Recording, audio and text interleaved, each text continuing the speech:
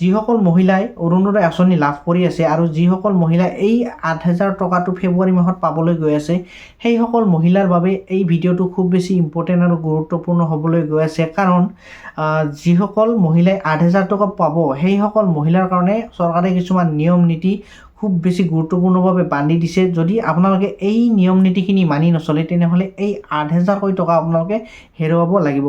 আৰু প্ৰথমতে মই আপোনালোকক এটা কথা কৈ আছোঁ, যিসকল মহিলাৰ ৰেচন কাৰ্ড আছে আৰু যদি ৰেচন কাৰ্ড থকা স্বত্বেও আপোনালোকে অৰুণোদয় আঁচনি লাভ কৰা নাই আৰু আবেদন এতিয়ালৈকে কৰা নাই, তেনেহ'লে যদি আপোনালোকে এই ৮,০০০ টকাটো পাব বিচাৰে, তেনেহ'লে আপোনালোকে ফেব্ৰুৱাৰী মাহৰ ৮ বা 10 তাৰিখৰ আগত হ'লেও আপোনালোকে এপ্লাই কৰিব। যদি এপ্লাই কৰে, যদি আপোনালোকৰ এপ্ৰুভ হৈ যায়, তেনেহ'লে এই ৮,০০০ টকাটো আপোনালোকেও পাবলৈ সক্ষম হ'ব।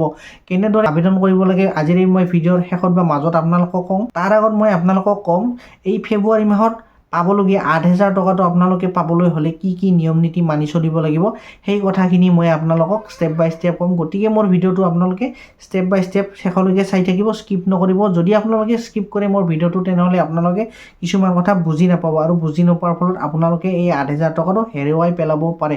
গতিকে মোৰ ভিডিঅ'টো আপোনালোকে শেষলৈকে চাই থাকক। যদি মোৰ ভিডিঅ'টো ভাল লাগে, তেনেহ'লে মোৰ ভিডিঅ'টো আপোনালোকে লাইক কৰি দিব। আৰু যদি মোৰ চেনেলটোলৈ প্ৰথমবাৰৰ কাৰণে আহিছে, তেনেহ'লে মোৰ চেনেলটো আপোনালোকে ছাবস্ক্ৰাইব কৰিবলৈ নাপাহৰিব। কাৰণ এনেকুৱা ধৰণৰ ভিডিঅ' মই আপোনালোকৰ কাৰণে সদায় লৈ আহোঁ।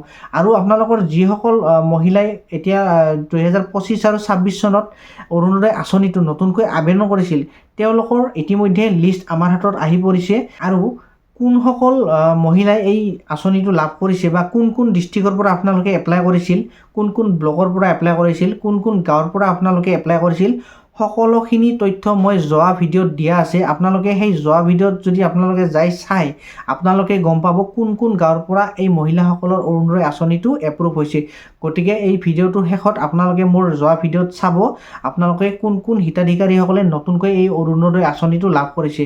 এতিয়া ভিডিঅ'টো দেৰি নকৰি আৰম্ভ কৰোঁ। মই আপোনালোকক এতিয়া ক'বলৈ ওলাইছোঁ, আপোনালোকে ৮,০০০ টকা পাবলৈ হ'লে কি কি নিয়ম মানি চলিব লাগিব।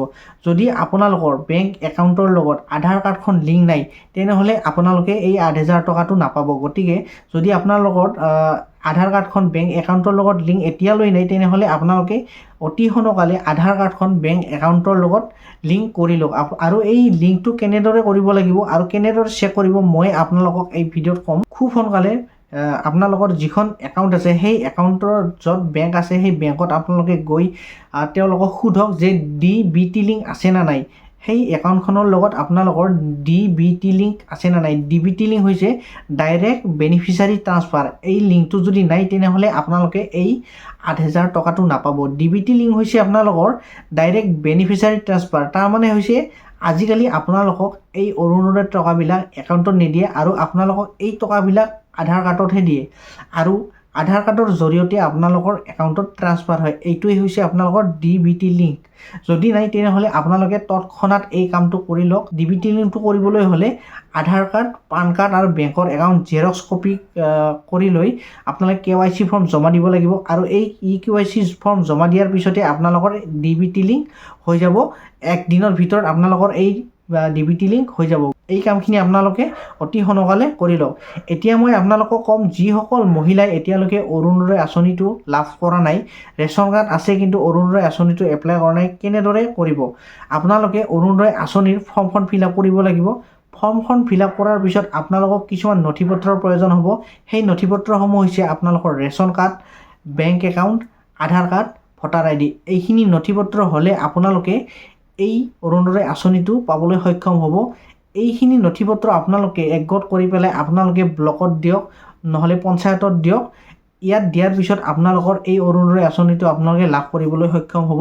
গতিকে ভিডিঅ'টো এইখিনি আছিল। যদি মোৰ ভিডিঅ'টো ভাল লাগিল, তেনেহ'লে মোৰ ভিডিঅ'টো আপোনালোকে লাইক কৰি দিয়ক। আৰু যদি মোৰ চেনেলটোলৈ প্ৰথমবাৰৰ কাৰণে আছে, তেনেহ'লে মোৰ চেনেলটো আপোনালোকে ছাবস্ক্ৰাইব কৰিবলৈ নাপাহৰিব। কাৰণ এনেকুৱা ধৰণৰ ভিডিঅ' মই আপোনালোকৰ কাৰণে সদায় লৈ আহোঁ।